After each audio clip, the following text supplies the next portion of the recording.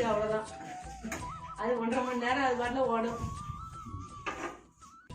Liquid ஊத்துனா அந்த தண்ணி மாதிரி நின்னுக்கிடுது. அது எதுக்கு? இப்ப ஒண்ணு வந்து லிக்விட் ஊத்துறது இதுல வந்து கரெக்டா இருக்கு. அதுக்கு ரெண்டாவது உள்ளதுல இந்த இது அப்படியா தண்ணி நின்று இவ்வளவு தூரம் நிக்கிறதா செய்யும். அதுக்கப்புறம் தான் மேலே போகும். இந்த பாருங்க ஊற்றினோன்னா போகாது.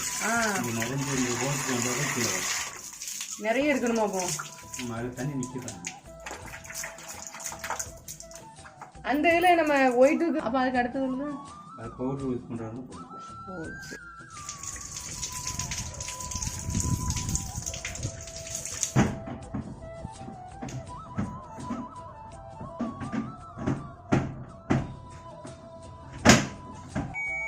இந்த ப்ரோக்ராம் வந்து நீங்கள் வச்சாலே அதில் இவ்வளோ கேஜி போடணும்னு காமிக்கும் பாருங்க.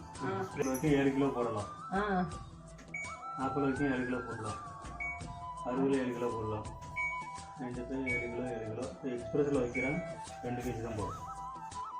எக்ஸ்பிரஸ் கீழே இருக்கோ? எத்தனை நம்பரு? 2 கேஜி. நம்பர் லோடு கம்மியாக போடுது. நீங்கள் எது இதுதான் வைக்கிறீங்களா? இதே தான் அந்த 40 60 இதுலயே 2 போட்டுட்டீங்களா? மேல உள்ளதுல தேவையில்லையா? தேவை.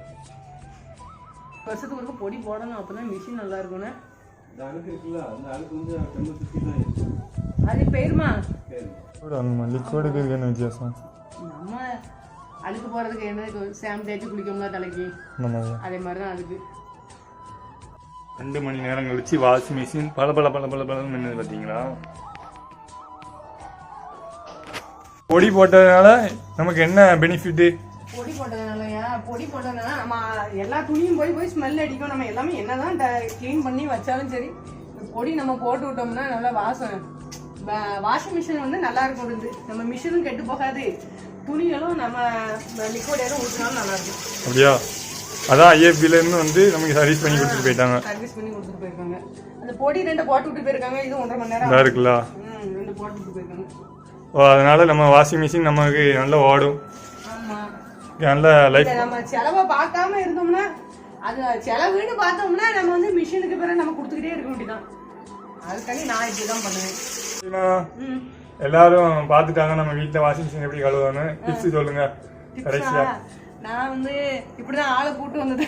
நான் பொடி போட்டு வந்து எப்படி சுத்தப்படுத்துன்னு நமக்கு தெரியாது. நான் சும்மா துணி எடுத்துட்டு எப்படி தொடச்சி விட்டுருவேன். இருந்து 6 மாசத்துக்கு ஒருக்க நான் கூப்பிட்டு 2 பொடி போட்டு முடிச்சுக்கிடுவேன். வந்து 6 மாசத்துக்கு ஒருக்க சுத்தமா இருக்கும்னு. எப்படி நீங்க சுத்தப்படுத்தலான்னு கமெண்ட்ஸ்ல நீங்க சொல்லுங்க. மிஷின் வச்சிருக்கவங்க இருந்து எப்படி செய்யலாம்னு சொல்லுங்க கமெண்ட்ஸ்ல. எப்படின்னா அதை மாதிரி நான் செஞ்சுக்கிடுவேன். ஓகே, பாய்.